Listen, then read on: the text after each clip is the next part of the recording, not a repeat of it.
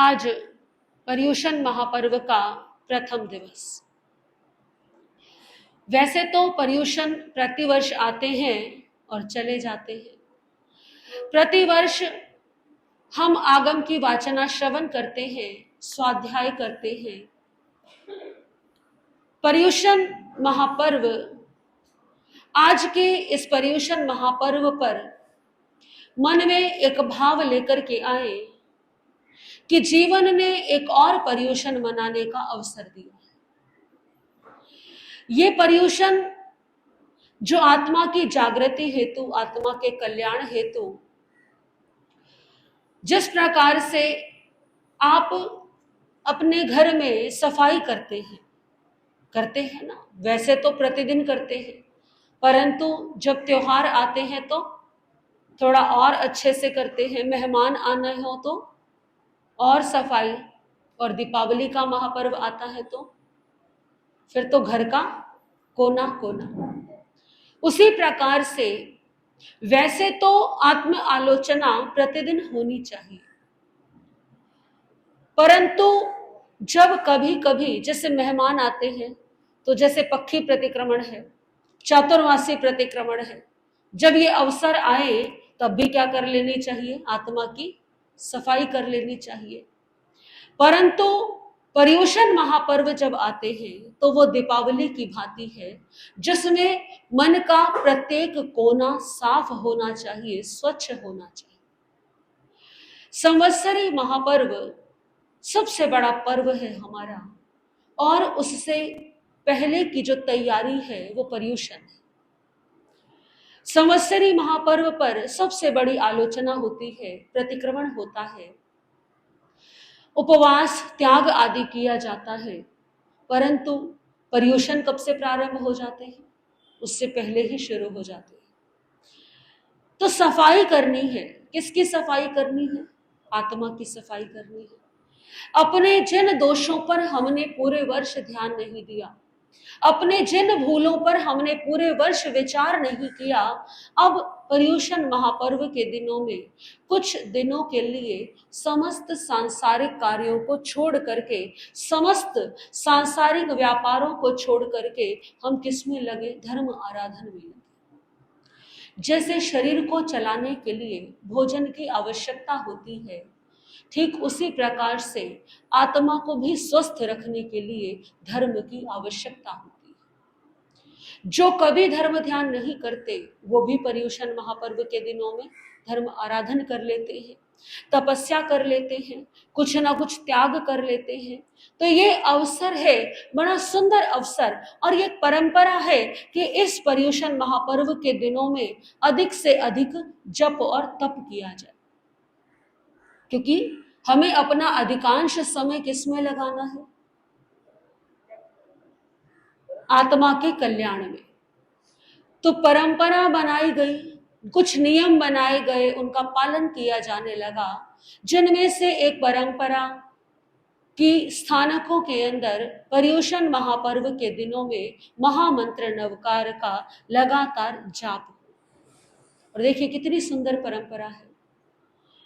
हमारे आचार्यों के माध्यम से जो ये बनाई हुई परंपरा है, इसमें जिनको सुबह कभी समय ना मिले, मान लीजिए हो सकता है कि सुबह स्वाध्याय के टाइम, प्रवचन के टाइम समय नहीं मिला, बच्चे हैं छोटे, तो जिसको जब समय मिले वो आए और महामंत्र नवकार के इस यज्ञ में अपनी आहुति डाल करके चला जाए।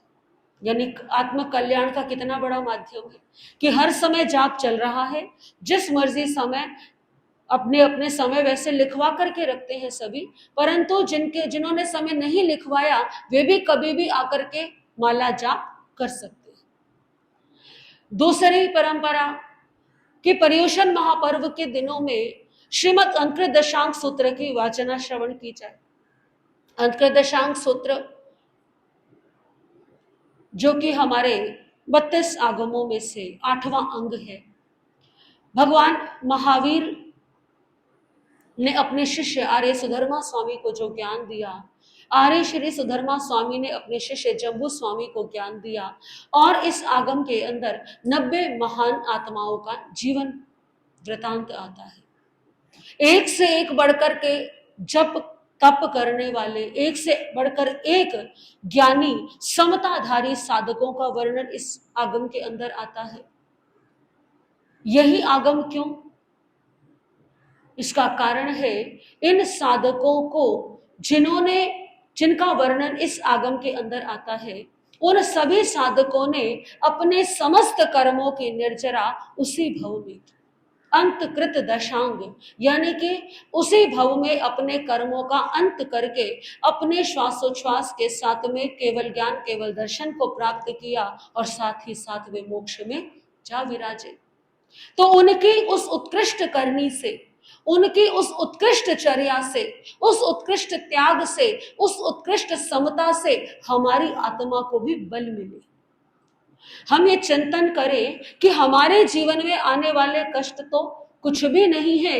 इन महान आत्माओं ने इतने कर्मों की निर्जरा की और हम जरा सा कष्ट आने पर घबरा जाते हैं।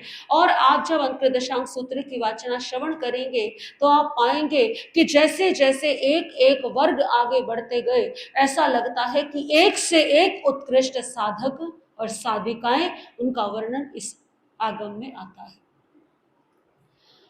कोई बालक भी है, किसी की आयु परिपक्व अवस्था की है, कोई एक सामान्य सा व्यक्ति है, निर्धन सा व्यक्ति है, और कोई राजा भी है, राजकुमार भी है। भगवान के संघ में, हमारे इस तीर्थ में, चतुर्वेद संघ में सभी बराबर है। किसी का भी महत्व संयम से है, उसके धन से, उसके वैभव से, उसकी संपन्नता से नहीं है। तो बहुत सारी शिक्षाएं इस आगम के माध्यम से मिलती हैं। तो तप करते हुए, जप करते हुए, समायके करते हुए मन में ये अभिमान न आए कि मैं तो पर्युषण महापर्व में क्या कर रहा हूं, देखो मैं तो व्रत कर रहा हूं, बाकी तो सब भोजन करते रहते हैं। ये भाव न आए कि मेरे जितनी समायिक तो कोई और कर ही नहीं सकता, मैं तो 5 सामायिक कर रहा हूं। कई ऐसे भी होते हैं जो 11-11 सामायिक का भी नियम लेते हैं कि पूरा दिन ही, अधिकांश समय सामायिक में ही बिताएंगे। तो मन में अभिमान ना आए, अपितु उन दिव्य आत्माओं से प्रेरणा मिले। और सबसे बड़ी बात, इतने कम समय में एक आगम का स्वाध्याय। और कल्प सूत्र की वाचना भी यदि आप सुनते हैं तो 2 आगम का स्वाध्याय क्या है आपका, इन 8 दिनों में ही हो जाता है। तो कम समय में अधिक लाभ प्राप्त हो, इस कारण से भी अंतर दशांक सूत्र की वाचना की परंपरा बनाई गई। श्रीमद अंतर दशांक सूत्र की वाचना, इसके साथ ही पर्युषण महापर्व के दिनों में प्रतिदिन प्रतिक्रमण करने का सभी का भाव रहता है। परंपरा है कि सभी मिलकर के सामूहिक रूप से प्रतिक्रमण करें, क्योंकि जो आत्मा की सफाई है वो एक दिन का काम नहीं। जैसे घर की जब विशेष सफाई करनी हो तो क्या लगता है, ऐसा थोड़ी है कि जिस दिन दिवाली आएगी उसी दिन आप झाड़ू उठाएंगे और उसी दिन सफाई करने में लगेंगे। सफाई तो कब होती है, किसी की 15 दिन पहले, किसी की 10 दिन पहले। यानी तैयारी तो, क्योंकि एक बार में सफाई होने वाली। हमारे आचार्य ज्ञानी जन उदाहरण देते हैं कि एक मकान है जो वर्षों से बंद पड़ा है या साल भर से बंद पड़ा है, आप ऐसा समझ लीजिए। 1 साल से मकान बंद है, आप आए, आपने घर का ताला इत्यादि खोला, दरवाजा खोला, आप क्या पाएंगे? एक तो सबसे पहले आपका स्वागत किससे होगा? जालों से होगा। फिर धूल मिट्टी, हर सामान पर धूल होगी। आपको क्या करना पड़ेगा? सबसे पहले जाले हटाने पड़ेंगे, फिर जो मिट्टी लगी है उसको झाड़ना पड़ेगा, झाड़ू लगानी पड़ेगी। अब झाड़ू बहनें तो बहुत अच्छी तरीके से जानती हैं, जब धूल ज्यादा होती है तो एक बार की झाड़ू से काम होता है काम? एक बार में मोटा मोटा कचरा साफ होता है, फिर दूसरी बार लगाओ तो और धूल कम होती है। न जाने कितनी बार झाड़ू और कितनी बार पोछा लगाना पड़ता है, एक ही वस्तु को कितनी कितनी बार साफ करना पड़ता है, तब जाकर के वो घर रहने के लायक होता है। तो हमारी ये जो आत्मा है, ये भी तो क्या है, एक बंद पड़ा हुआ कमरा ही है, पूरा साल हो गया ऐसे ही खाते पीते मौज मस्ती करते। अब पर्युषण महापर्व के दिन आए तो जब आत्मा का इस दरवाजा खोला हमने, तो सबसे पहले तो क्या स्वागत करेंगे? जो विकार भरे हुए हैं भीतर, सबसे पहले तो वो जागृत होंगे। ऐसा नहीं ना कि उसी में ही रहने लग जाएंगे। तो सबसे पहले क्या करना होगा? अपने उन विकारों को शांत करना, अपने अभिमान को, अपने क्रोध को। देखिए, जब वत्स कुमाल मुनि का वर्णन आएगा, जब अर्जुन माली अर्जुन अंगार का वर्णन आएगा, तो मन में भाव नहीं आएगा कि हम तो जरा जरा सी बात पर क्रोध करने लग जाते हैं। हमें अपने क्रोध को क्या करना है? शांत करना है। जब गौतम अणगार इत्यादि का वर्णन आएगा कि हम तो जो है कहीं पर दान देना हो तो 100 बार सोचते हैं, पता नहीं सामने वाला क्या करेगा, पता नहीं इसका कोई कैसा उपयोग करेगा, मुझे देना चाहिए नहीं देना चाहिए, या फिर मेरी मेहनत की कमाई है ऐसे कैसे दे दूं। कितने सारे भाव मन में आ जाते हैं। तो मन में ये भाव आए कि इस धन को यदि मैंने या तो उपयोग में कर लूं, और उपयोग करने के लिए परमात्मा की कृपा से, पुण्य उदय से आपके पास पर्याप्त यदि है, तो फिर चिंतन कीजिए कि इसको क्या करना चाहिए? दान करना चाहिए। क्योंकि धन की गतियां 3 हैं, दान, भोग और नाश। दान भोग यदि ना करे तो निश्चित होवे विनाश। कि धन की 3 ही अवस्थाएं हैं, या तो आप उसे अपने लिए उपयोग कर लीजिए, या फिर आप उससे दान कर लीजिए। सबसे पहले आप उपयोग कीजिए जितना आप उपयोग कर सकते हैं, उसके बाद जो बचे उसमें से भावना रखिए कि मैं क्या कर दूं? दान अवश्य करूं। क्योंकि ना आपने उपभोग किया, ना आपने उसका दान किया, तो निश्चित रूप से एक ना एक दिन क्या हो जाएगा? वो नष्ट हो जाएगा। नष्ट होने का मतलब ये नहीं है कि यहाँ पे कह रहे हैं कि आपका धन चला जाएगा। नष्ट होने का मतलब है कि जब जीवन ही नहीं रहेगा तो वो धन होना ना होना।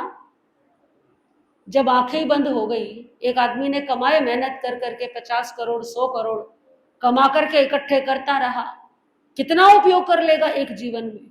कितने ही मकान बना लेगा, कितने ही घर में रह लेगा, और उसके बाद जीवन पूरा बीत गया। जीवन बीत गया, स्वयं के लिए भी उपयोग नहीं कर पाए, दान भी करने की भावना जागृत नहीं हुई। एक दिन आया, अचानक से मृत्यु आ गई, और वो सारा का सारा धन यहीं पर रह गया। तो उसके लिए क्या वो धन काम आएगा? जो चला गया उसके लिए वो धन क्या हो गया? वो नष्ट होने समान ही है। तो धन की 3 ही गतियां हैं। ये मन में आए कि इतना इतना त्याग इन्होंने किया, तो हम भी कुछ क्या करें? त्याग करें। कुछ नियमों में अपने जीवन को बांधें, कुछ मर्यादाओं में अपने जीवन को बांधें, क्योंकि जीवन का कोई भरोसा नहीं। और आप देखिए, जितने भी दिव्य आत्माओं का प्रसंग आप सुनेंगे, उन्होंने धर्म करने के लिए किसी ने भी ये प्रतीक्षा नहीं की कि 60 वर्ष की आयु आएगी, परिवार जब संभलने लायक हो जाएगा, तब हम क्या करेंगे? हम धर्म करेंगे। भगवान महावीर कहते हैं कि जब वृद्ध अवस्था आती है, इंद्रियां शिथिल हो जाती है, केश सफेद होने लगते हैं, कानों से सुनना कम हो जाता है, हाथ कांपने लगते हैं, पैर कांपने लगते हैं, ऐसी स्थिति में क्या शरीर जो है तप करने के, धर्म करने के योग्य रहता है? वो सामर्थ्य नहीं रहती।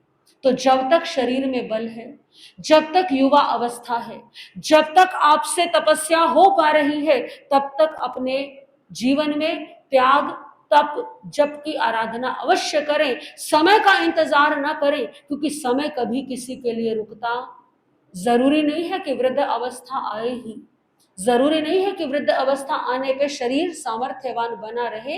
तो धर्म जो है वो युवा अवस्था में ही करने के योग्य है। तो जितने भी आत्माओं ने संयम अंगीकार किया, उन्होंने ये नहीं सोचा कि अभी तो मैं श्रावक बन जाऊं, बाद में देखा जाएगा, जब 60 वर्ष की आयु हो जाएगी, 80 वर्ष की आयु होगी, तब मैं धर्म आराधन करूं। जब भाव जागृत हो, जब समय आए, उस समय वो त्याग, वो तप, वो दान कर लेना चाहिए। पर्युषण महापर्व ये बहुत सारे संस्कार, बहुत सारे भाव लेकर के आता है। पर्युषण महापर्व के इन पावन दिनों में आगम की वाचना, श्रीमद् अंतर्दशांग सूत्र की वाचना, इन 8 दिनों में ही इस वाचना को पूरा किया जाता है। श्रीमद् अंतर्दशांग सूत्र जो कि भगवान महावीर द्वारा फरमाई गई इस वाणी का 8वां अंग है। इसके 8 ही वर्ग है, यानी 8 भाग हैं और प्रत्येक भाग के अलग अलग अध्ययन आते हैं। पूरे अंतर्दशांग सूत्र में 90 महान आत्माओं का जीवन परिचय आता है, वर्णन आता है और इसके अतिरिक्त भी और भी प्रेरणादायी प्रसंग अनेकों अंतर्दशांग सूत्र की वाचना में आते हैं। आप सभी श्रद्धा और भक्ति के साथ में भगवान की इस दिव्य वाणी को श्रवण करने के लिए सज्ज हो जाएं, तत्पर हो जाएं। कमर पीठ गर्दन सीधी कर लें। बहनें अपना सिर ढक लें। जिन्होंने मुखवस्त्रिका यदि नहीं लगाई हो तो मुखवस्त्रिका लगा लें, क्योंकि भगवान की वाणी को खुले मुंह सुनना अशातना है।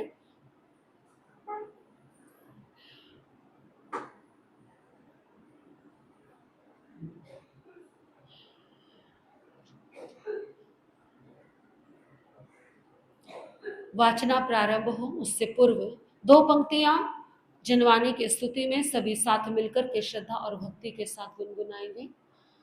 श्रद्धा से शास्त्र श्रवण करके जो जीवन में अपनाते हैं, श्रद्धा से शास्त्र श्रवण करके जो जीवन में अपनाते हैं, भव सागर से ऐसे साधक आनंद सहित तिर जाते हैं, भव सागर से ऐसे साधक आनंद सहित तिर जाते हैं।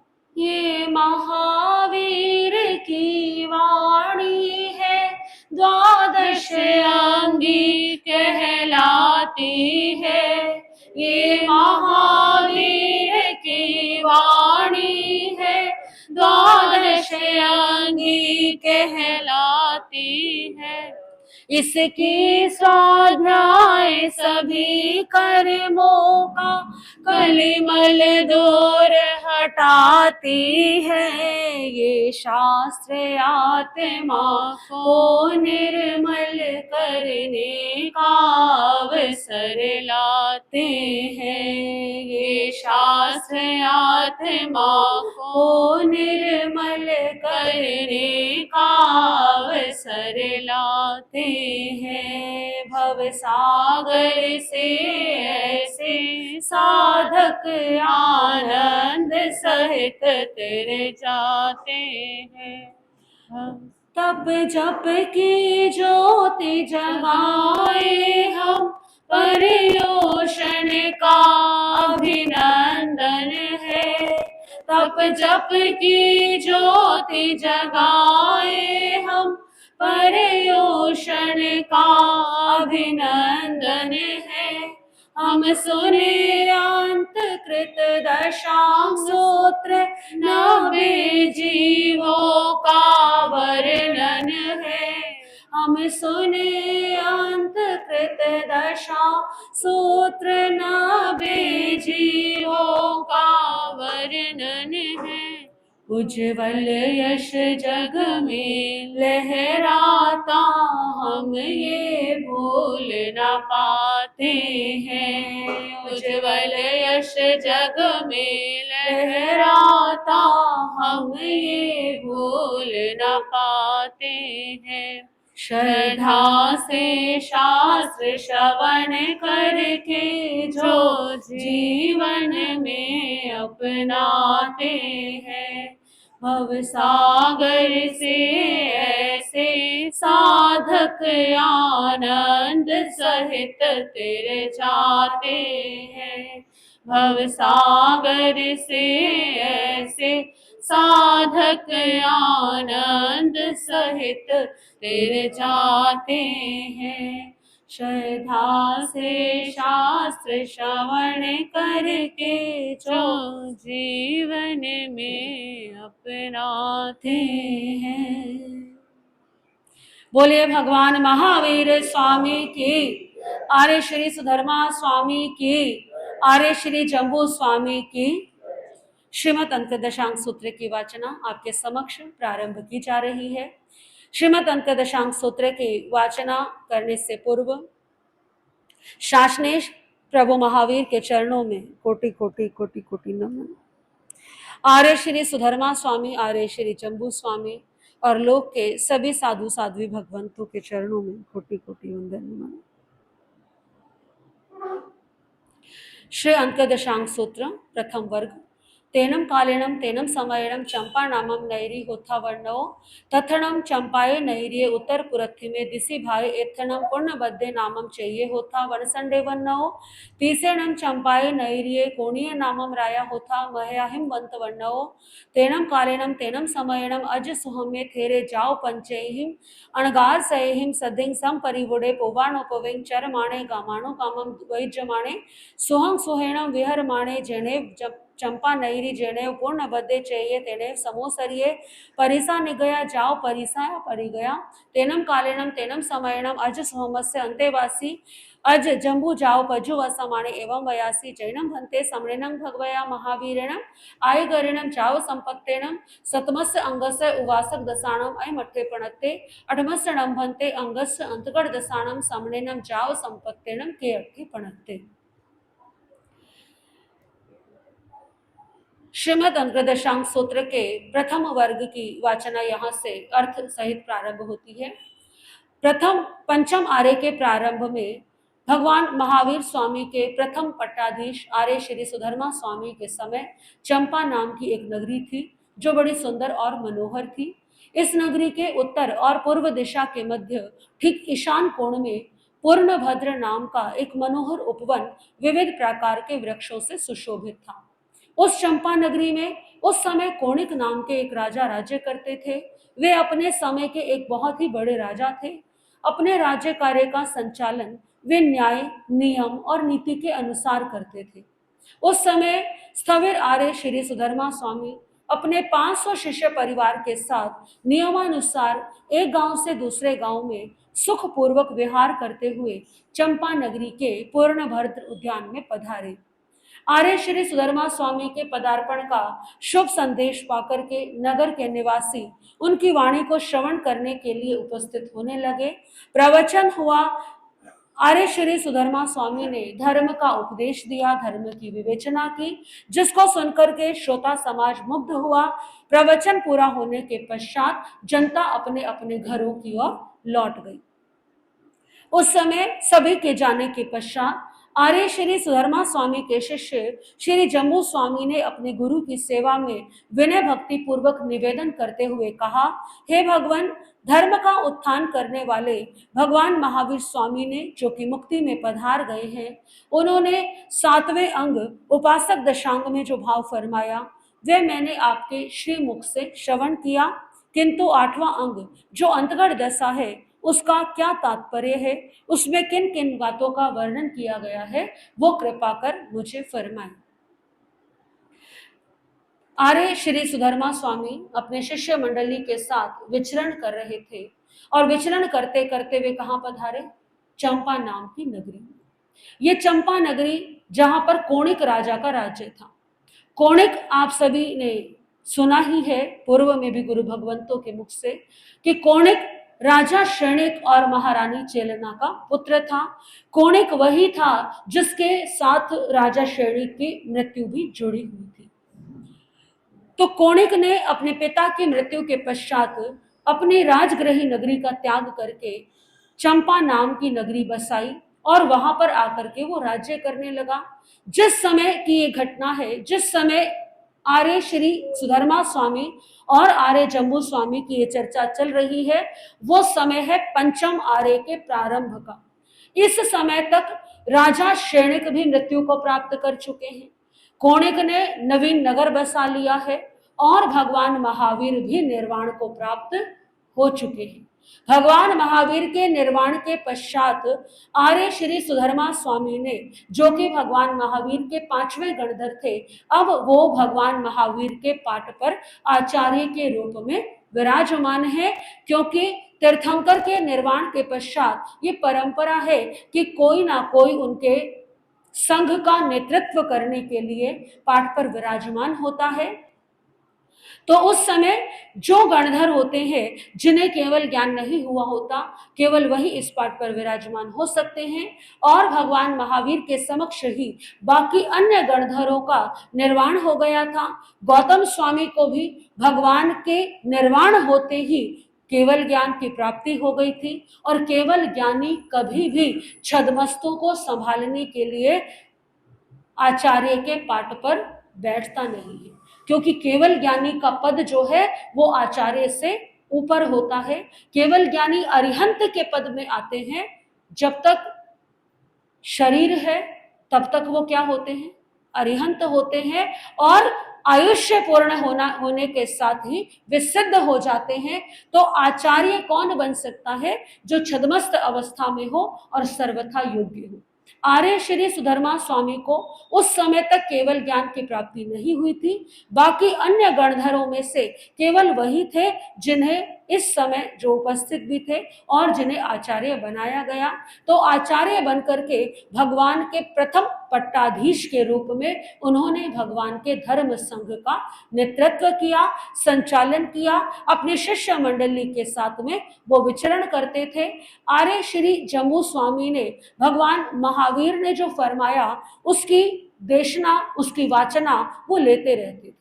यानी आर्य जम्बू स्वामी का स्वाध्याय के प्रति बहुत अधिक रुझान था। क्योंकि अभी निवेदन किया आर्य श्री जम्बू स्वामी ने कि मैंने 7वें अंग उपासक दशांग की वाचना आपसे सुनी, परंतु 8वें अंग में जो भगवान ने फरमाया है वो आप मुझे बताने की कृपा करें। आर्य श्री सुधर्मा स्वामी ने ये जब सुना और उसके पश्चात आर्य सुधर्मा स्वामी ने वाचना प्रारंभ की। एवं खलु जम्बू समनेनम जाव संपत्तेनम अठमस्य अंगस्य अंतर्गत दशानम अठवग्गा पणत्ता जैनम अन्ते समनेनम जाव संपत्तेनम अठमस्य अंगस्य अंतर्गत दशानम अठवग्गा पणत्ता पड़मस्य नंभन्ते वगस्य अंतर्गत दशानम समनेनम जाव संपत्तेनम कई अध्ययना पणत्ता एवं खलु जम्बू समनेनम जाव संपत्तेनम अठमस्य अंगस्य अंतर्गत दशानम पड़मस्य वगस्य 10 अध्ययना पणत्ता तम जहां गोयम समुद्र सागर गंभीरे चेव होई थिमिते ये अयले कंपिल्ले खलु अखोब पसेनेति विंधु। आर्य श्री सुधर्मा स्वामी ने अपने शिष्य जम्बू स्वामी की जिज्ञासा को देखते हुए, ज्ञान में रुचि को देखते हुए आगे की वाचना प्रारंभ की। हे जम्बू, भगवान महावीर स्वामी ने श्री अंतगढ़ सूत्र के 8 वर्ग फरमाए हैं। तब जम्बू स्वामी ने विनय पूर्वक पूछा, हे स्वामी, कृपा कर फरमाए कि प्रथम वर्ग में कितने अध्ययन हैं? तब श्री सुधर्मा स्वामी ने फरमाया, है जम्बू, भगवान महावीर स्वामी ने श्री अंतर्गत दशांग सूत्र के प्रथम वर्ग के 10 अध्ययन फरमाए हैं, जिनका नाम इस प्रकार से है: गौतम, समुद्र, सागर, गंभीर, स्थिमित, अचल, कांपिल्य, अक्षोभ, प्रसेन और विष्णु कुमार। जैनम मन्ते समनेनम जाव संपत्तेनम अठमस्य अंगस्य अंतर्गत दशानम पड़मस्य वगस्य 10 अध्ययना पणत्ता तम जहां गोयम जाव वेन्हु पड़मस्य नंभन्ते अध्ययनस्य अंतर्गत दशानम समनेनम जाव संपत्तेनम के 8 पणत्ते एवं खलु जम्बू तेनम कालेनम तेनम समयनम 12 नामम नैरी होता द्वालस जोयनामा नव जोयन विथेन्ना धनवई मई निम्माया चामी कर पागारा नाना मणि पंचवर्ण कवि से सग परिमंडिया सुरमा अलकापुरी संकासा पमुदिय पक्की लिया पचखम देव लोग भूया पासा दिया दरिस निजा अभिरुवा पड़िरुवा।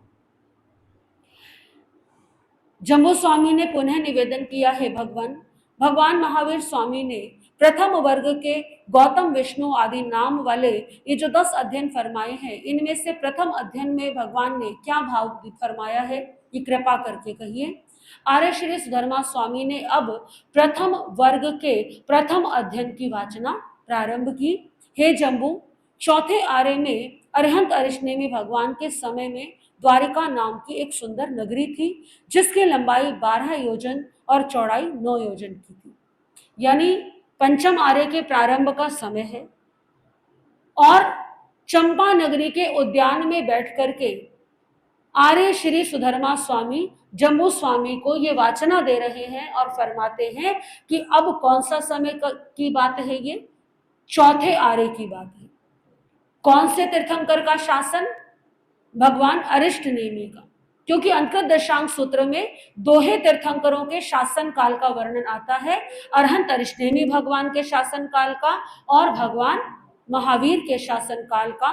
तो समय के बारे में बताया जा रहा है कि चौथे आर्य में अरहंत अरिष्ट नेमि भगवान के समय में द्वारिका नाम की नगरी थी, जिसकी लंबाई 12 योजन की और चौड़ाई 9 योजन की थी। उसकी रचना स्वयं कुबेर देव ने की थी। उसका ग्राम परकोटा स्वर्ण का बना हुआ था और उसके ऊपर 5 प्रकार के रत्नों द्वारा जड़ित कंगूरे शोभायमान थे। वे द्वारिका नगरी कुबेर की नगरी के समान देदीप्यमान थी, देवलोक के समान दर्शकों के चित्त को आकर्षित करने वाली तथा परम सुंदर दर्शनीय नगरी थी। दर्शकों का प्रतिबिंब उस नगरी में पड़ता था और नगरी का प्रतिबिंब निकट के जलाशय में, इसीलिए उस नगरी का नाम था द्वारिका नगरी। कहने का अभिप्राय यह है कि जिस प्रकार से वैभव, हम कहते हैं कि वैभव ऐश्वर्य वो सबसे अधिक कहां पर है? स्वर्ग के देवों के पास है। तो यहाँ पर द्वारिका नगरी के वैभव का वर्णन किया गया है कि जिस प्रकार से देवताओं की नगरी वैभवशाली होती है, ऐसे ही द्वारिका नगरी भी वैभवशाली थी। इतना वैभव था कि द्वारिका नगरी के जो परकोटा था, जो बाउंड्री वॉल थी, वो किसकी बनी हुई थी? स्वर्ण की बनी हुई थी। जो कंगोरे बने हुए थे, जो पिलर्स वगैरह थे, वहां पर क्या लगे हुए थे? हीरे मोती रत्न इत्यादि जड़े हुए थे। आप सभी को लगता होगा कभी कि ये अतिशयोक्ति की बातें हैं, परंतु ऐसा नहीं है। भारत को सोने की चिड़िया ऐसे ही नहीं कहा जाता था। ये वो देश था जहां पर रत्नों की, जहां पर सोने चांदी की, हीरे जवाहरात की कोई कमी नहीं थी। और यही कारण था कि विदेशी आक्रांता बार बार इस भारत भूमि की ओर आकर्षित हुए, आक्रमण किया और लूट करके ले गए। और यही कारण रहा कि भारत पर बार बार आक्रमण हुए, विदेशी आक्रांताओं ने भारत को लूटा। और आज भी यदि देखा जाए तो आज भी भारत में स्वर्ण जो है, भारत स्वर्ण खरीदने वालों में से सबसे क्या है? आगे है, क्योंकि भारतवर्ष में संपन्नता और वैभव ये प्रारंभ से ही रहे हैं। तो द्वारिका नगरी बहुत ही सुंदर थी। उस द्वारिका नगरी के ईशान कोण की ओर रैवत नाम का एक पर्वत था। उस पर्वत पर नंदनवन नाम का एक उद्यान था और उस उद्यान में सुरप्रिय नाम का एक यक्ष का बड़ा ही प्राचीन स्थान था। उस स्थान के चारों ओर एक विशाल वन खंड था, जिसमें अनेकों वृक्षों की अपूर्व छटा लहरा रही थी। उस समय उस द्वारिका नगरी में श्री कृष्ण वासुदेव राजा राज्य करते थे। वे 3 खंड के सम्राट थे।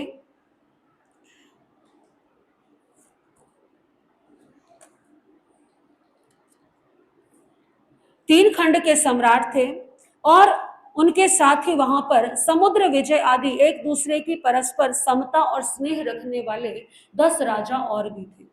बलदेव आदि 5 महावीर पुरुष थे। प्रद्युम्न आदि 3.5 करोड़ कुमार थे। महासेन आदि 56,000 साहसिक योद्धा पुरुष थे। वीरसेन आदि 21,000 पुरुष थे। उग्रसेन आदि 16,000 मांडलिक राजा थे। रुक्मणी आदि 16,000 कृष्ण की रानियां थी। नृत्य कला में प्रवीण अनंग सेना आदि गणिकाएं थी और भी अनेक धनाढ्य सेठ साहूकार आदि लोग वहां निवास करते थे। ऐसी महान समृद्धशाली नगरी में श्री कृष्ण महाराज अर्ध भारत में वैताढ़्य गिरि पर्वत अर्थात 3 खंड में राज्य करते थे। श्री कृष्ण वासुदेव के यहाँ पर परिवार का वर्णन किया गया है। कई बार मन में प्रश्न आता है कि प्रद्युम्न आदि 3.5 करोड़ कुमार, इतने सारे योद्धा, राजा इत्यादि, क्या सभी द्वारिका नगरी में रहते थे? ऐसा नहीं है। ये सभी श्री कृष्ण का परिवार था। जैसे श्री कृष्ण 3 खंड के अधिपति और उनके नीचे ये सारे राजा उनके शासन के 3 खंड के शासन को संभालने के लिए अलग अलग क्षेत्रों में उनकी आज्ञा में रहते थे। परंतु क्या होता है कि श्री कृष्ण महाराज की आज्ञा में रहने के कारण और उनका परिवार होने के कारण ये सब किसकी गिनती में आते हैं? श्री कृष्ण महाराज के परिवार की गिनती में ही आते हैं। ये समय समय पर द्वारिका में आते थे और फिर वापस व्यवस्था को बनाने के लिए लौट जाया करते थे। तथणम बारवये नैरी अंधक वर्णी नामम राया परिवसई मया हिमंत वर्णव तथणम अंधक वर्णे से रन्नो धारिणी नामम देवी होता वर्णव ततेणम सा धारिणी देवी अन्या कयाई तंसी तारी सगंसी सहनी जनसी एवं जहां महबले सुमिन अद्धम सण कहणा जम्मम बालतणम कलौ ये जोवण पाणी गहणम कंता पासाई भुवाये नवरम गोयमो नामेणम अठणम रायवर कर्णाणम एक दिवसेणम पाणी गेणावेंती अट्ठव दाओ। उस समय द्वारिका नगरी में एक अंधक वृष्णि नाम के एक बड़े जागीरदार राजा थे, यानी कि वे श्री कृष्ण के अधीन थे, द्वारिका नगरी में रहते थे, परंतु स्वयं एक राजा के समान जागीरदार को भी क्या माना गया है, राजा माना गया है। क्योंकि राजा का अर्थ क्या है कि वो व्यक्ति जिसके नीचे अनेकों लोग कार्य करते हैं। जैसे यदि किसी की बहुत बड़ी फैक्ट्री है और उसमें 100-150 लोग काम करते हैं, तो वो क्या है, उनका शासक है, वो उनकी व्यवस्था करने वाला है। ठीक उसी प्रकार से अंधक वृष्णि नाम के एक जागीरदार राजा थे, जो वैभव संपन्न थे, जिनका अपना एक जागीर थी जिनकी, उन राजा के धारिणी नाम की एक रानी थी। वह रानी एक दिन शयनागार में सो रही थी। एक रात्रि में एक शुभ स्वप्न उन्हें दिखाई पड़ा और उस स्वप्न देखने के पूरे 9 माह और 10 दिन बीत जाने पर उन्होंने एक बालक को जन्म दिया, एक पुत्र को जन्म दिया। पुत्र का जन्म हुआ, उत्सव मनाया गया। बाल्यकाल बहुत ही प्यार में, प्रेम में धाई माताओं के बीच में बीता। फिर समय आने पर उसे शिक्षा प्रदान भी की गई। धीरे धीरे समय आने पर वो बालक युवा हुआ और उसका नाम जो है वो रखा गया था गौतम कुमार। गौतम कुमार जब युवा हुए तो उनका विवाह 8 कन्याओं के साथ कर दिया गया और एक एक कन्या के साथ विवाह में वधु पक्ष की ओर से उन्हें 8 करोड़ जो है वो सोनइये प्राप्त हुए। तेनम कालेनम तेनम समयनम अरहा अरिठनेमि आयगरे जाव विहरई चौविहा देवा आ गया कन्हे विनिगहे ततेनम तस्य गोयमस्य कुमारस्य जहां मेहे तहां निगये धमम सोचा नेसम जम नवरम देवाणोप्रिय अम्मा पियरो आ पुच्छामि देवाणोप्रियाणम अंत्ये पवयामि एवं जहां मेहे जाव अणगारे जाव एरिया समिये जाव इण मेव निगंथम पावयाणम पुरव काउ विहरई तैणम से गोयमे अणगारे अन्या कयाई अरहो अरिठनेमि से तहां रुवाणम थेराणम अंत्ये समाय मायाई कारस अंगाई अहिजय अहिजिता बहु इन चौथ जाव अपाणम भावे माणे विहरई तैणम आरहा अरेठनेमि अन्या कयं बारवयो नैरियो नंदन वणाओ उज्जाणो पड़ी निखमयता भैया जयवन विहारम विहरई। जब गौतम कुमार विवाह हो गया, अपनी 8 पत्नियों के साथ सुखपूर्वक जीवन यापन कर रहे थे। जीवन के एक समय में अरहंत अरिष्टेमी भगवान विचरण करते हुए द्वारिका नगरी में पधारे। द्वारिका नगरी में, शहर में जब सूचना मिली तो वहां की जनता भगवान के दर्शनों के लिए, उनकी देशना श्रवण करने के लिए दौड़ पड़ी। भवनपति, व्यंतर ज्योतिषी और वैमानिक देव भी उनके दर्शन के लिए आए। स्वयं श्री कृष्ण महाराज भी अरहंत अरिष्टेमी भगवान के चरणों में पधारे। श्री कृष्ण, देखिए, क्योंकि श्री कृष्ण अरिष्टेमी भगवान के भाई भी हैं और इसके साथ साथ श्री कृष्ण जो है धर्म के प्रति श्रद्धा भी रखते हैं और जैसा राजा होगा वैसी ही प्रजा भी। तो स्वयं श्री कृष्ण भी जैसे ही सूचना मिली अपने सभी कार्यों को छोड़ करके भगवान के दर्शनों के लिए गए, उनकी वाणी को सुनने के लिए गए। और जब श्री कृष्ण महाराज इस नियम का पालन करते थे तो जन समुदाय भी क्या है, भगवान के दर्शनों के लिए जाता था। गौतम कुमार ने देखा आज ये सब भीड़ पता नहीं कहां जा रही है, पता चला कि अरहंत अरिष्टेमी भगवान पधारे हैं। मन में भाव आए, ऐसे दिव्य आत्मा के दर्शन तो मुझे भी करने चाहिए, मैं भी जाकर के देखूं, मैं भी पता करूं ऐसी कौन पुण्य आत्मा है, ऐसे कौन दिव्य पुरुष है जिनके लिए श्री कृष्ण वासुदेव भी स्वयं अपने राज कार्य छोड़ करके उनके पास जा रहे हैं। तो गौतम कुमार भी भगवान के दर्शनों के लिए गए, भगवान का प्रवचन सुना और भगवान का प्रवचन सुन करके, क्योंकि गौतम कुमार हलुकर्मी जीव थे, हलुकर्मी जीव होने के कारण मन में वैराग्य उमड़ पड़ा। देखिए, आप भी जब कभी स्वाध्याय करते हैं, आगम की वाचना सुनते हैं तो मन में क्या भाव आता है, आता है ना कि काश हम भी क्या करते, ऐसे ही तपस्या कर पाते, काश हम भी ऐसे ही साधना आराधना कर पाते। कर पाए या नहीं कर पाए वो बाद की बात है, लेकिन सबसे पहले भाव बनना क्या है? तो भाव बने किसके? गौतम कुमार के।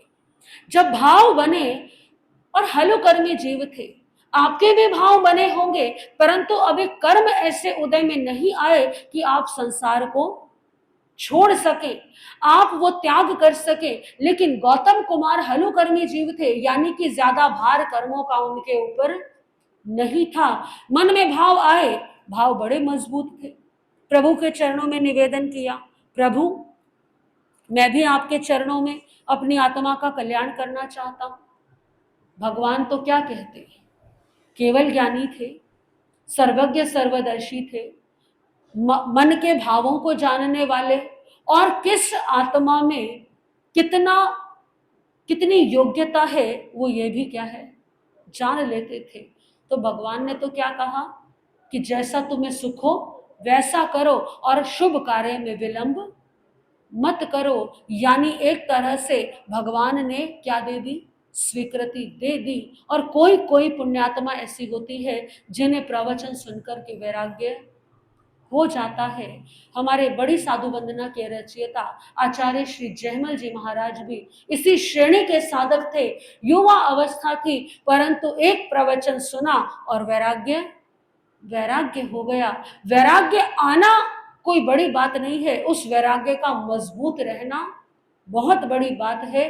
वो वैराग्य मजबूत भी रहा, इतनी उत्कृष्ट संयम आराधना उन्होंने की। तो ऐसा वही साधक कर सकता है जिसकी आत्मा बड़ी हल्की हो। तो गौतम कुमार की आत्मा भी क्या थी? बड़ी हल्की थी।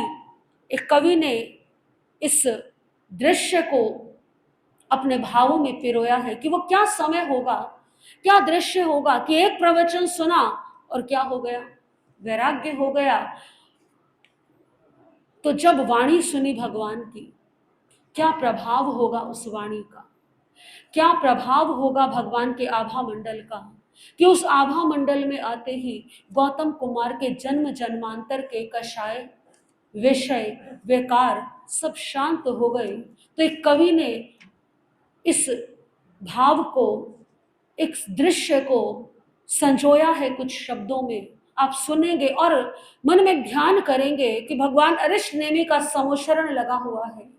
आप भी उस समोशरण में है और गौतम कुमार भी उसी समोशरण में है। इन भावों को अपने भीतर लेकर के आइए और इन शब्दों को सुनेंगे। जब सुनी वाणी मधुर भगवान की, जब सुनी वाणी मधुर भगवान की, गूंज उठी मन में तरंगे ज्ञान की, गूंज उठी मन में तरंगे ज्ञान की। जब सुनी वाणी मधुर भगवान की, जब सुनी वाणी मधुर भगवान की। जब भगवान की वाणी सुनी तो अज्ञानता के पर्दे हट गए और सत्य प्रकट हुआ। सत्य को पर्दे हटा कर जानना, सत्य को पर्दे हटा कर जानना, है कला ये आत्म अनुसंधान की, है कला ये आत्म अनुसंधान की। गूंज उठी मन में तरंगे ज्ञान की, गूंज उठी मन में तरंगे ज्ञान की। जब सुनी वाणी मधुर भगवान की, जब सुनी वाणी मधुर भगवान की। ये ज्ञान हुआ गौतम को जो सुख आज मुझे मिला है, ये सुख तो मैंने अपने जीवन में अनंत अनंत बार भोगा है और नरक के दुख भी भोगे हैं। ये सभी अज्ञानता के कारण जो है ये मैंने इनका भोग किया, परंतु अब इनसे मुक्त होना है। क्या करूं क्या नहीं करूं इससे मुक्त होने के लिए? तो भगवान की वाणी को सुनकर के ये मार्ग भी मिल गया। नरक दुख और स्वर्ग सुख भोगे सदा, नरक दुख और स्वर्ग सुख भोगे सदा, थी ये परिणतियां सभी अज्ञान की, थी ये परिणतियां सभी अज्ञान की।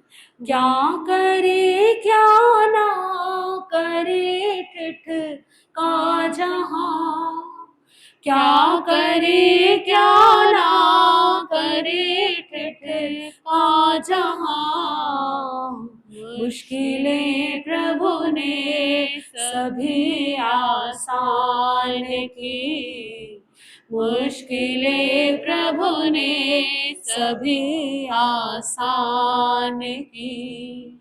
गूंज उठी मन में तरंगे ज्ञान की, गूंज उठी मन में तरंगे ज्ञान की। जब सुनी वाणी मधुर भगवान की, जब सुनी वाणी मधुर भगवान की। गौतम कुमार ये समझ आ गया कि अब इस नरक और सुख के दुख से, इस आवागमन से मुक्ति कैसे मिले। अब अपने घर की ओर लौटे, माता पिता के पास गए, माता पिता से निवेदन किया कि मेरे मन में भगवान की वाणी को सुनकर के वैराग्य आ गया है, आप मुझे दीक्षा की अनुमति दीजिए। पत्नियों से अनुमति मांगी। सबसे पहले तो ये बात सुनते ही सभी को क्या लगा? झटका लगा, पीड़ा हुई, दुख हुआ, मोह जनित वियोग के भाव उत्पन्न हुए। परंतु गौतम कुमार ने अपने ज्ञान से सभी को तर्क दिया, सभी के भावों को शांत किया। और जब माता पिता और परिवार को लगा कि वैराग्य तो क्या है, बहुत ही पक्का है, क्यों इनके मार्ग में हम बाधा बने, तो परिवार ने भी स्वीकृति प्रदान कर दी। कितने ऐसे आत्माएं होती हैं जिनके संयम के भाव होते हैं, परंतु परिवार आज्ञा, तो परिवार का सहयोग मिलना ये भी बहुत बड़ा पुण्य है एक जीव के लिए। तो परिवार की आज्ञा प्राप्त हुई। अब गौतम कुमार भगवान के चरणों में आए, संयम अंगीकार किया और क्या हो गए? अब गौतम कुमार से गौतम अणगार हो गए, गौतम मुनि हो गए। गौतम मुनि संयम अंगीकार करके अब भगवान अरिष्ट नेमि के चरणों में जप और तप की आराधना करने लगे। अब उन्हें अपनी मंजिल दिखाई दे रही है, अपना लक्ष्य दिखाई दे रहा है। कवि क्या कहता है? आठ कर्मों ने बहुत भटका लिया, आठ कर्मों ने बहुत भटका लिया, मिल गई अब राह सच्चे स्थान की, मिल गई अब राह सच्चे स्थान की। अब निगाहों में बसी मंजिल परम, अब निगाहों में बसी मंजिल परम, कदमों में उठती तड़प अभियान की, कदमों में उठती तड़प अभियान की।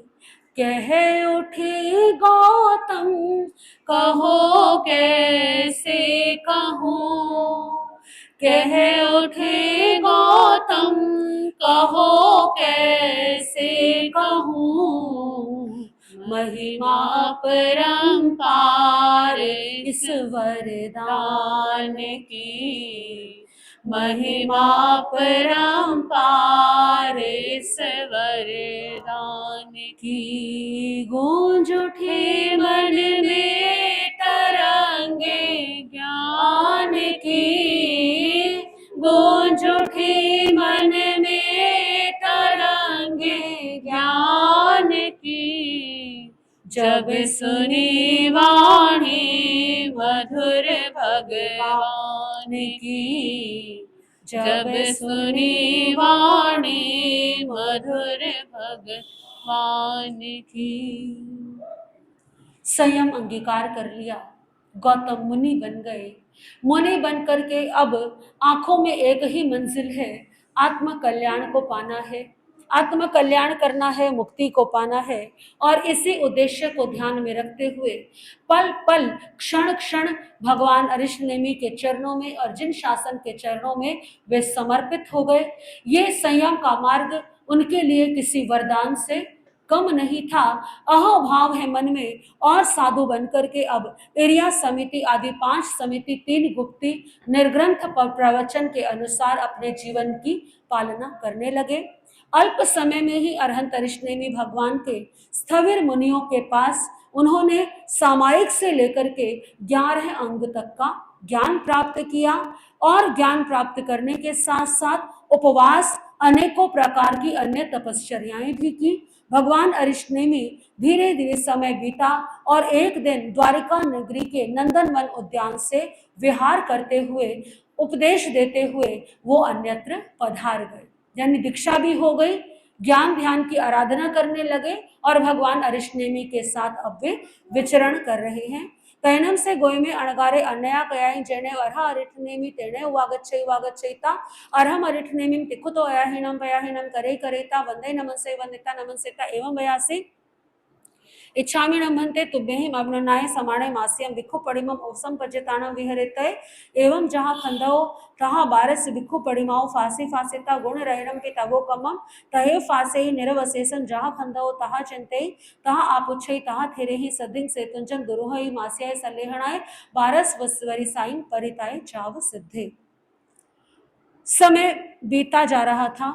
एक दिन गौतम अणगार ने भगवान अरिष्टनेमि के समीप जाकर उनके चरणों में 3 बार प्रदक्षिणा सहित वंदन नमन किया, स्तुति की और विनय पूर्वक निवेदन किया, हे प्रभु, मेरी इच्छा है कि मैं मासिक भिक्षु प्रतिमा तक अंगीकार करूं। भगवान की आज्ञा प्राप्त हुई। भगवान ने कहा, जैसा तुम्हें सुख हो वैसा करो। फिर गौतम अणगार ने प्रथम प्रतिमा से लेकर के भिक्षु की 12 प्रतिमा तक, जैसे खंदक मुनि ने घोर तप किया था उसी प्रकार से गौतम अणगार ने भी उत्कृष्ट तपश्चर्या की। फिर गुण रत्न नामक तपस्या भी उन्होंने की। और जब तपस्या इत्यादि करते हुए गौतम अणगार को ये आभास हुआ कि अब मेरा ये शरीर और अधिक तप नहीं कर सकता, तो भगवान अरिष्टनेमि से आज्ञा लेकर के कुछ स्थविर मुनियों को उन्होंने अपने साथ लिया और शत्रुंजय पर्वत की ओर वे पधार गए। शत्रुंजय पर्वत पर जाकर के वहां पर उन्होंने संथारा ग्रहण कर लिया। 1 माह का उन्हें संथारा आया। 1 माह का संथारा आने पर अपने सर्व कर्मों को नष्ट करते हुए वे मुक्ति में जा विराजे। बोलिए महातपस्वी गौतम अणगार की।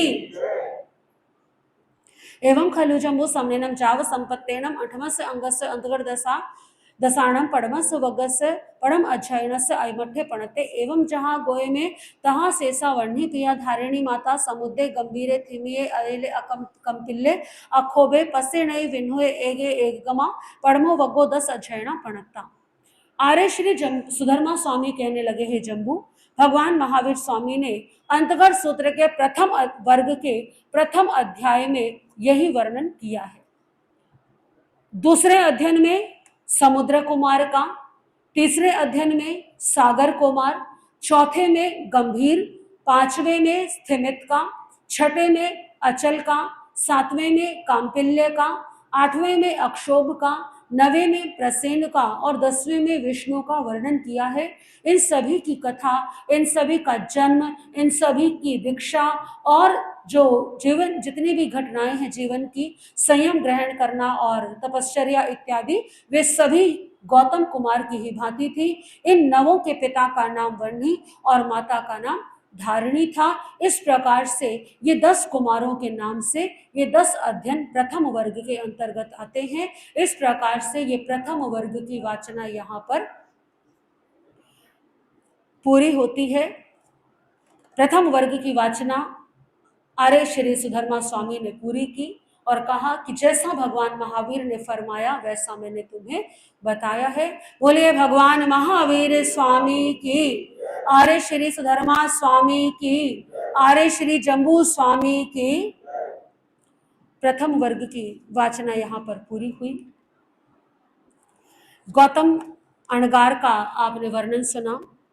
नाम एक जैसा होने से कई बार मन में शंका आ जाती है, मन में प्रश्न आता है लोगों के कि जिन गौतम स्वामी का हम बार बार नाम सुनते हैं, क्या ये वही गौतम है? ये वो गौतम नहीं है, क्योंकि समय का अंतर है, माता पिता परिवार का अंतर है, कुल का अंतर है। जो गौतम स्वामी भगवान महावीर के समय में हुए वे कब हुए थे? भगवान महावीर के शासन काल में। वे भगवान महावीर के प्रथम गणधर थे, जाति से ब्राह्मण थे, वेद पाठी ब्राह्मण थे। और ये जो गौतम स्वामी, ये जो गौतम अणगार हैं, ये भगवान अरिष्ट नेमि के समय में हुए। इनके पिता जागीरदार थे, राजा थे, और ये एक राजा के कुमार थे, पुत्र थे, जागीरदार के पुत्र थे। तो इस प्रकार से अनेकों अंतर जो हैं ये दिखाई पड़ते हैं। तो ये गौतम कुमार अलग हैं और वो गौतम अलग हैं, ऐसा समझना चाहिए। श्रीमद् अंतरदशांग सूत्र की वाचना यहाँ पर पूर्ण हुई। जिन्होंने भी आगम पढ़ा और सुना है वे सभी हाथ जोड़ेंगे। श्री आगमे तिविहे पणते तम जहाँ सतागम्य अथागम्य तदुभयागम्य एवाशन के विषय कुति चालगुते में आलोम जमाइदम अचा मेले मिनकरम अचक्रम पैन विनयनम जोगिनम गोसिनम सुठुदिनम दुट्र पडिचम अकालिन को जाओ कालिन को सुझाव सचायम सचायम सचायम सचायम तस्मिच्छामि दुक्कडम तस्मिच्छामि दुक्कडम। सभी बोलेंगे तस्मिच्छामि दुक्कडम। भगवान की वाणी में कोई शब्द न्यून अधिक कहा गया हो, विपरीत प्ररूपणा की गई हो, कोई शब्द कम बोला गया हो, अधिक बोला गया हो, तो बारंबार मिच्छामि दुक्कडम मिच्छामि दुक्कडम मिच्छामि दुक्कडम। इसके आगे की वाचना आगे जैसे जैसे समय होगा आपके समक्ष आएगी। कल दूसरा वर्ग आप श्रवण करेंगे। दूसरा वर्ग बहुत छोटा सा है, संक्षिप्त सा है, और तीसरा वर्ग अत्यंत विस्तार वाला है। तो कल दूसरा वर्ग और तीसरा वर्ग का लगभग आधा भाग आपके समक्ष आएगा और परसों तीसरे वर्ग की वाचना को पूरा किया जाएगा। तो आप सभी श्रद्धा और भक्ति से भगवान की इस वाणी को श्रवण करें, आत्म कल्याण करें, ऐसी हमारी मंगल कामना है। हम तो केवल माध्यम हैं जो सुना रहे हैं। ये वाणी तो किसकी है? स्वयं भगवान की है। इस आज की वाचना में एक प्रसंग आता है जिसकी चर्चा आपके समक्ष कुछ समय में करते हैं। आपने श्रवण किया कि जब ये वाचना जिस समय चल रही थी वो समय कौन सा है? 5वें आरे का। और कोणिक ने अपने पिता की नगरी को छोड़ करके कहाँ नगरी बसाई है?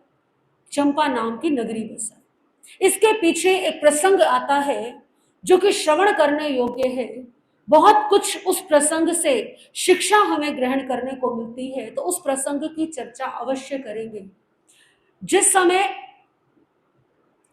कोणिक राजा, कोणिक जो है वो माता के गर्भ में आया, क्योंकि कोणिक किसका पुत्र था? रानी चेलना का। रानी चेलना और राजा श्रेणिक के पुत्र थे कोणिक। कोणिक जब माता के गर्भ में आया तो उस समय, और वैसे भी रानी चेलना जो है वो अपने बाल्यकाल से ही, अपने पितृगृह से ही जैन धर्मावलंबी थी, जैन धर्म का पालन करने वाली थी। पूर्ण अहिंसा के उसके विचार थे, धर्म के विचार थे। परंतु जब कोणिक अपनी माता के गर्भ में आया तो पूर्व भव के वो जीव कुछ बैर लेकर के आया था जो राजा श्रेणी के साथ जुड़े हुए थे। अभी विस्तार भय के कारण उसकी चर्चा हम नहीं करेंगे। केवल इतना समझ लीजिए कि पूर्व भव का एक बहुत बड़ा वैर था। उस वैर के कारण जब रानी चेलना गर्भवती हुई तो रानी चेलना के मन में हिंसा के विचार आने लगे और किसकी हिंसा के विचार आने लगे? अपने पति राजा शेणिक की हिंसा के विचार आने लगे कि मैं राजा शेणिक के कलेजे का मांस खाऊं। ये विचार आए। ये विचार कोई सामान्य नहीं। पहली बात तो इतने हिंसा के, तीव्र हिंसा के विचार, और किसकी हिंसा? अपने ही पति की हिंसा के। तो रानी चेलना आत्मग्लानि से भरने लगी। मन में बड़ी दुविधा, आत्मग्लानि, पश्चाताप की मेरे मन में ऐसे भाव क्यों आ रहे हैं? ऐसे भाव नहीं आने चाहिए। लेकिन रानी चेलना मजबूर थी, क्योंकि वो भाव रानी चेलना के नहीं थे। वो किसके थे?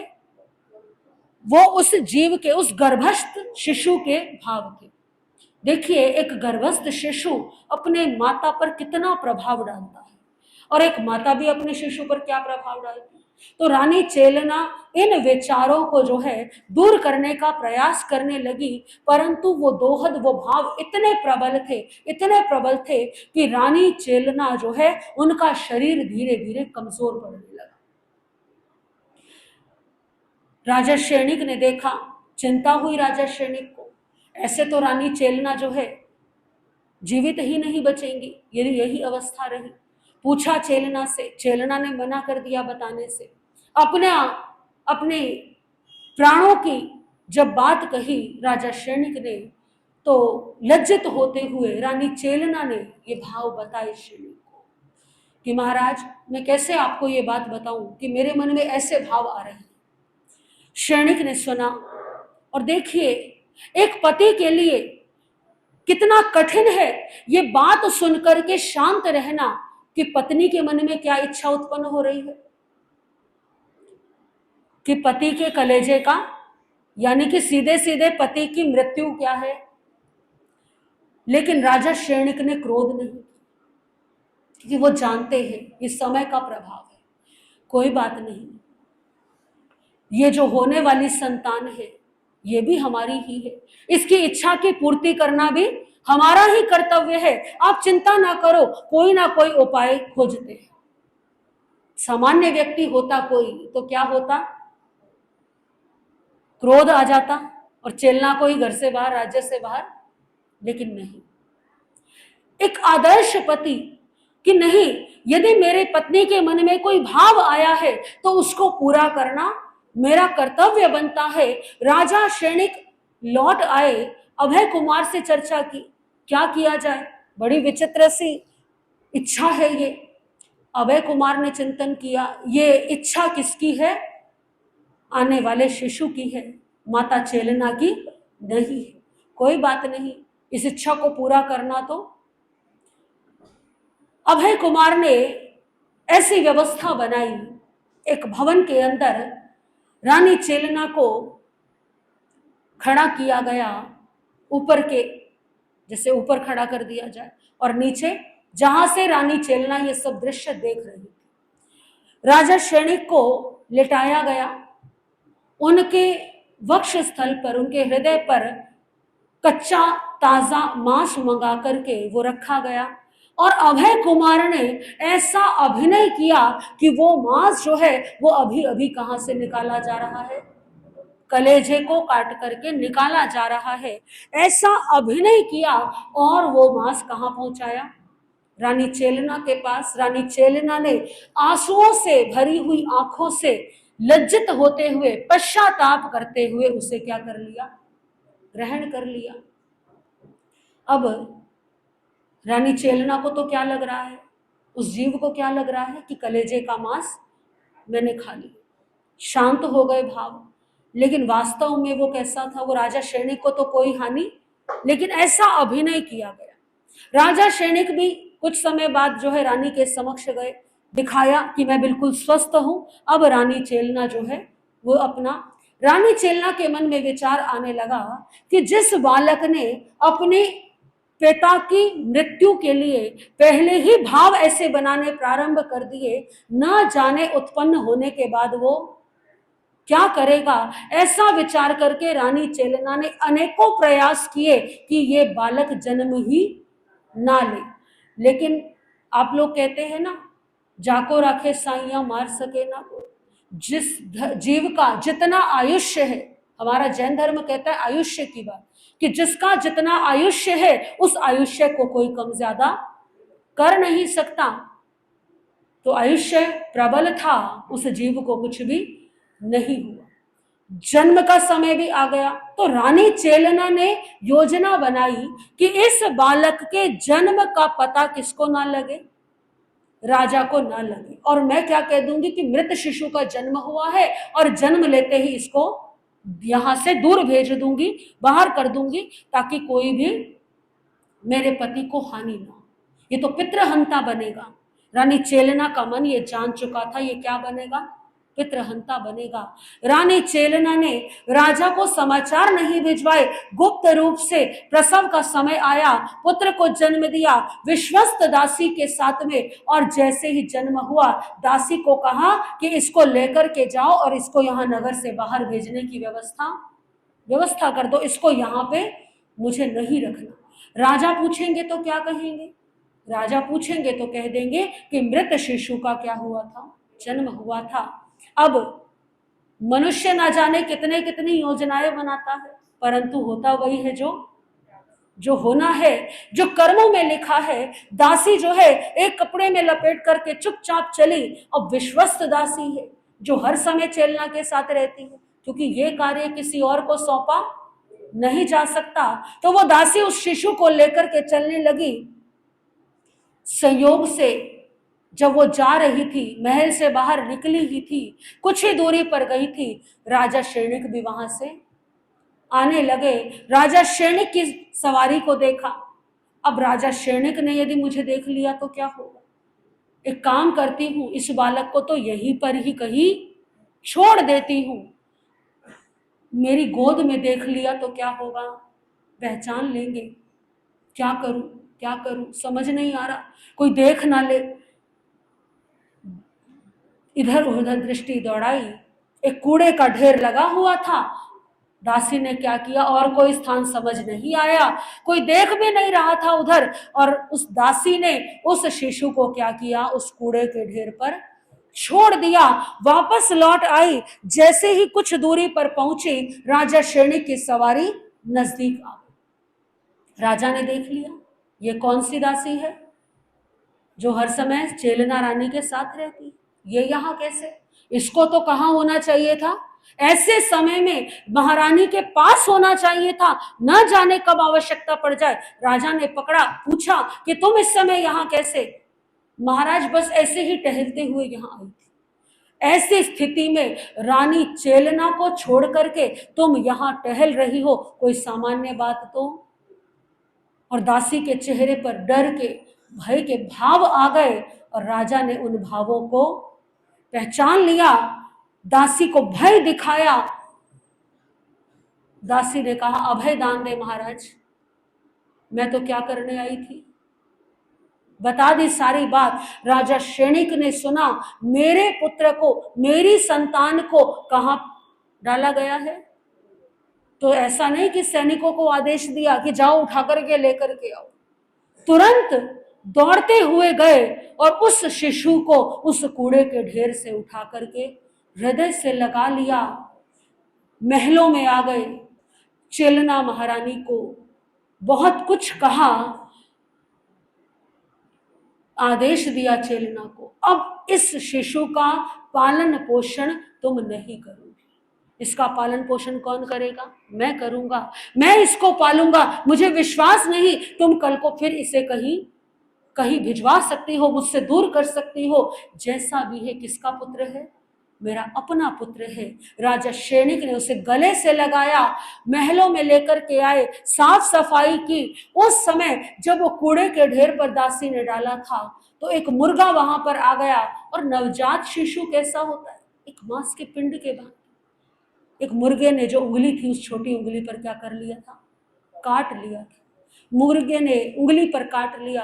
राजा श्रेणिक जब लेकर के आए महलों में, उपचार करने लगे। अब राजा श्रेणिक को ना वैद्यों पे भरोसा है, ना रानी पर भरोसा है, ना दास दासियों पर भरोसा है, तो स्वयं ही उसकी देखरेख करते, राज्य का संचालन भी करते। वो जो उंगली कटी थी, उस उंगली कटी हुई में क्या हुआ, क्योंकि घाव हो गया था, और घाव हो गया तो वो उंगली पक गई, उसमें मवाद पड़ने लगी। राजा श्रेणिक जब देखते वो बालक रो रहा है शिशु मवाद के कारण, तो बाकी उपचार तो बाद में होगा, उस मवाद को स्वयं अपने होठों से चूस करके जो है निकाल देते थे, ताकि उनके पुत्र को क्या मिल जाए, आराम मिल जाए।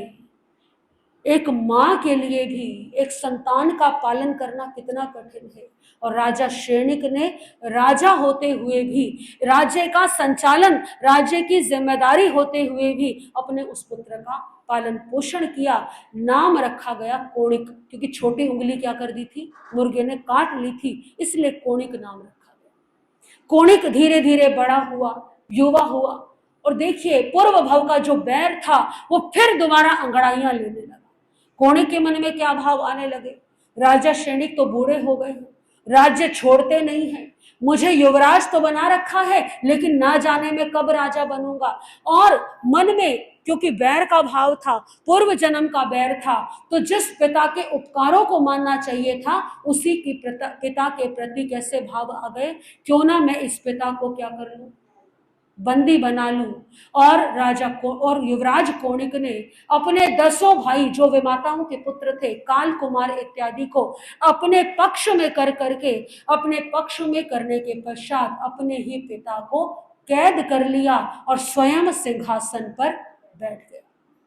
हालांकि राजा ने युवराज बना रखा था, अभय कुमार दीक्षित हो चुके थे, तो फिर राजा तो किसको ही बनना था, कोणिक को ही बनना था, परंतु प्रतीक्षा नहीं कर पाया।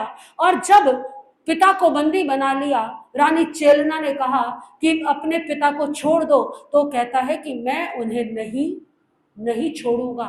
तो रानी चेलना कहती है कि अपने पिता के पास में भोजन और जल तो भिजवाओ, तो कोणिक ने उसके लिए भी क्या कर दिया, मना कर दिया। तो कहते हैं कि रानी चेलना ने अपने पुत्र के सामने हाथ जोड़े कि मुझे एक दिन में एक बार तुम्हारे पिता से मिलने की क्या दे दो, अनुमति दे दो, ताकि मैं एक बार तुम्हारे पिता को प्रतिदिन देख सकूं। और कहते हैं कि उस समय ना जाने क्या भाव मन में आए, और उसने अपनी माता को अनुमति दे दी। कहते हैं कि रानी चेलना अपने केशों का जूड़ा बनाती थी, उसमें भोजन सामग्री छुपा करके लेकर जाती थी, अपने केशों को गीला करके जाती थी, ताकि केशों को निचोड़ करके जो जल निकले उससे राजा श्रेणिक क्या कर सके, प्यास बुझा सके। मगध का सम्राट जो एक समय पर कहता था अनाथी मुनि को कि मैं क्या बन जाऊं, तुम्हारा नाथ बन जाऊं, आज इस स्थिति में आ गया। ये दिन बीतने लगे, रानी चेलना की आंखों से आंसू बहते थे, परंतु कुछ कर नहीं सकती थी। क्या करेगी रानी चेलना, और किस प्रकार से इस व्यथा का, इस पीड़ा का अंत होगा कि एक पिता जिसने अपने पुत्र के लिए इतना कुछ किया, और उसी पिता को आज क्या कर दिया कोणिक ने, भोजन के लिए तरसा दिया, जल के लिए तरसा दिया, और मरने के लिए कहाँ डाल दिया, कैद में डाल दिया। इसके बारे में आगे जैसे वर्णन आएगा श्रवण करेंगे। आज की चर्चा यही तक ही। सभी